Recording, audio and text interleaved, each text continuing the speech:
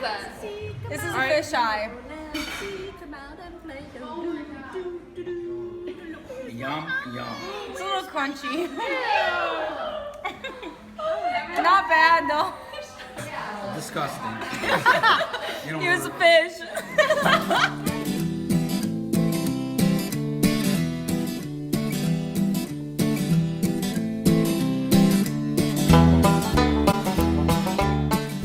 Throughout my time in Ireland, I focused on the research question of what is healing. I wanted to know what helps people heal from traumatic events and how the pain affects people differently.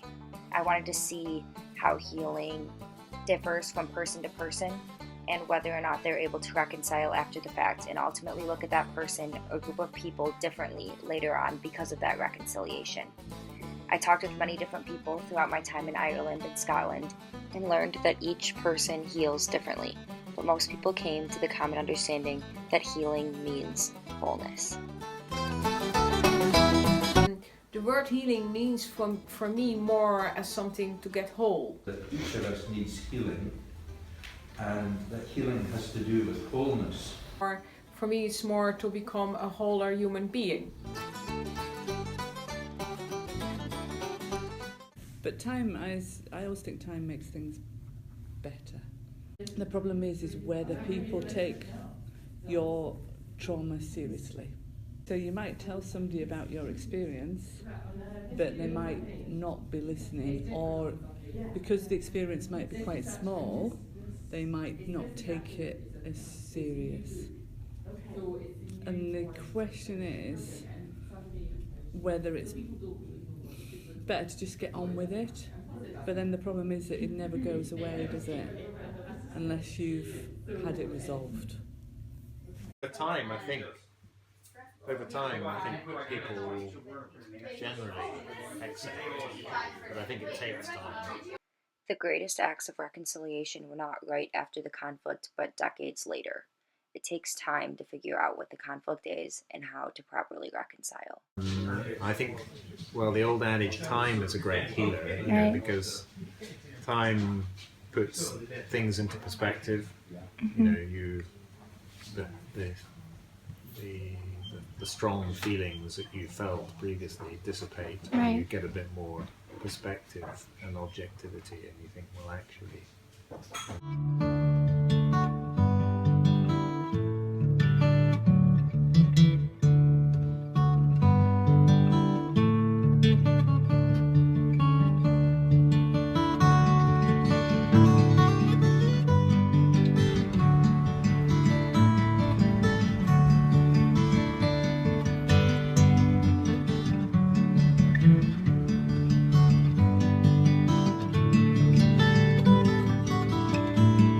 I do think there is no strange people. There is no strange people. There is only strangers.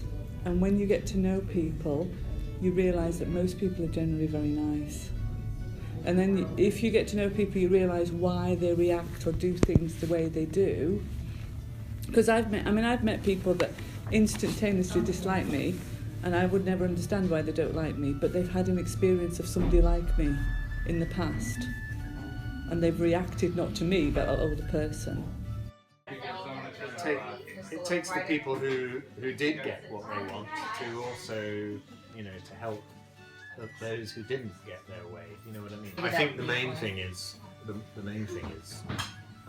for the other side of the divide to be to embrace. For both sides of the divide to embrace one another. In other words, you have your differences before the vote, but after the vote you come together and you make the best of it.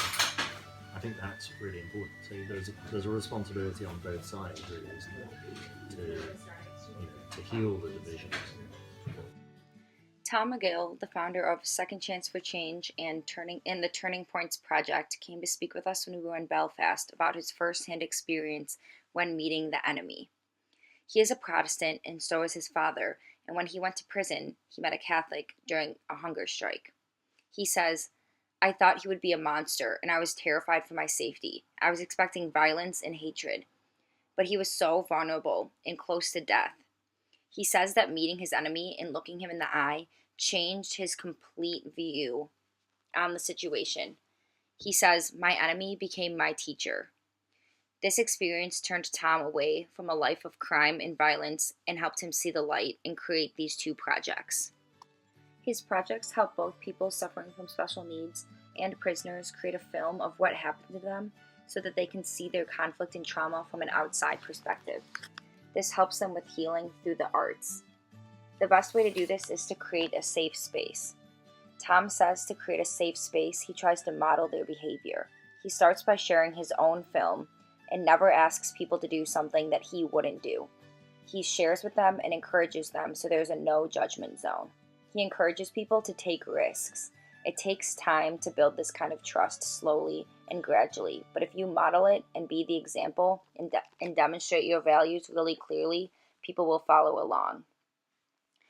He says that this helps regain self-efficacy because they give them a choice to take the label away.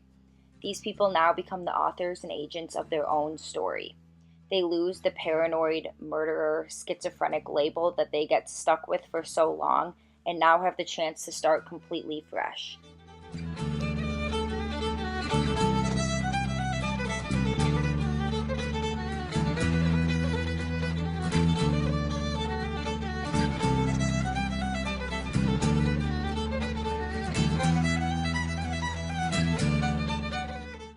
The family. They were all on yesterday on the phone, all sending me messages because they know how hard yesterday was for me. And then coming here, it wasn't hard at all, was it? I really mean it. I'd said to my husband, don't say happy birthday to me. I'll never have another happy birthday. And that you come to Iona and you have a happy birthday. I started it off by going in St. Orange Chapel in the early morning and lighting a candle and singing happy birthday to my sister. I don't know whether anybody's ever done that in that chapel, but that's what I did. It's clear from the Gospels that healing was a very significant part of the ministry of Jesus, and it's an area that the church has, for whatever reason, either played down or not given a lot of emphasis to over the years.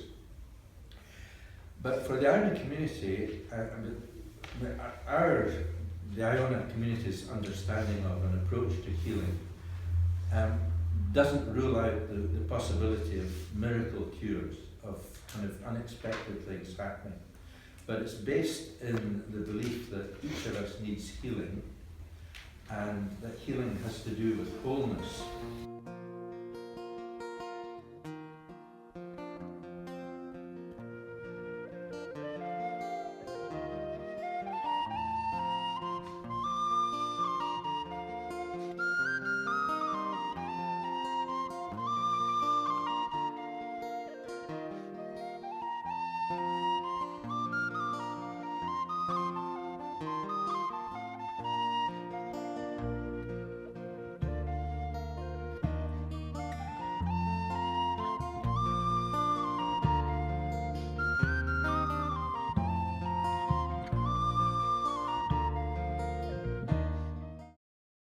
Well, I do believe in a nudge from God. I definitely believe in a nudge from God.